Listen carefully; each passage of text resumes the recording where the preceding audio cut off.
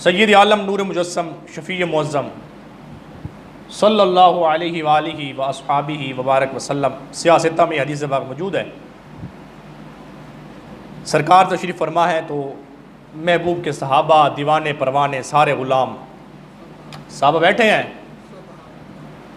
تو صحابہ نے عرض کی حضور قال اصحاب رسول اللہ صلی اللہ علیہ وآلہ واصحابہ وبارک وسلم یا رسول اللہ ما هذه الاضاحی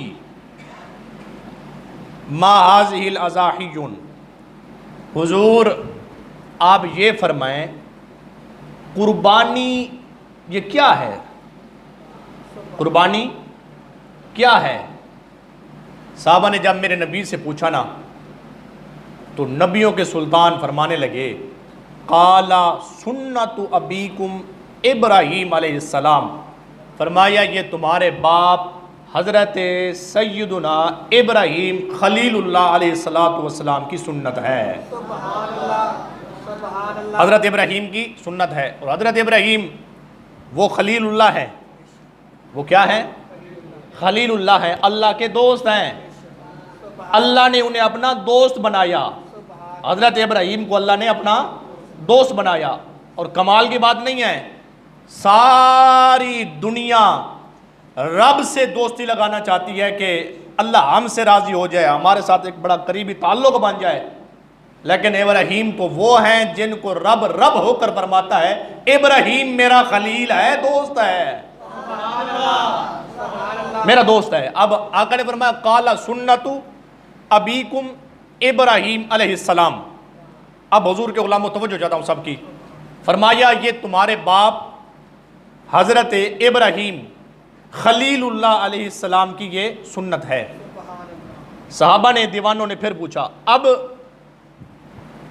صحابہ بڑے دنا لوگ تھے، فقیہ لوگ تھے، مصطفیٰ کی تربیت یافتہ تھے، حضور کے شاگرد تھے،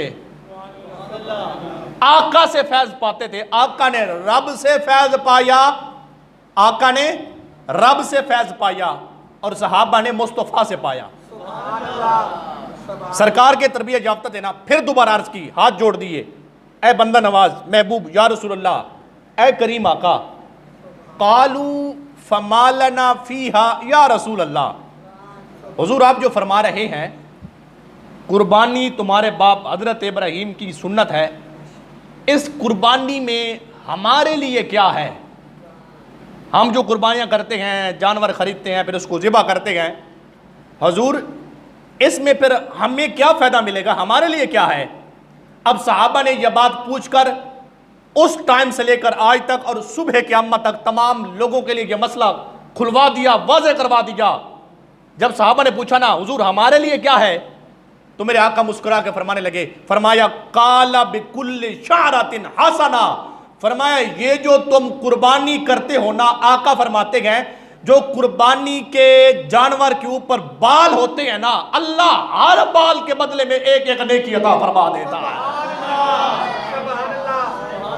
ہر بال کے بدلے میں۔ اور دیکھیے جانور ہے نا، صحابہ نے عرض کی حضور کچھ جانور ہیں پھر جن کے بال زیادہ ہوتے ہیں، جیسے بھیڑ ہو گئے، دمبا ہو گیا، اس کے بال زیادہ، فرمایا پھر کیا ہو گیا، جتنے بھی بال ہیں نا، جتنے بھی بال ہیں نا، اللہ ہر بال کے بدلے میں تمہیں ایک ایک نیکی عطا فرماتا ہے۔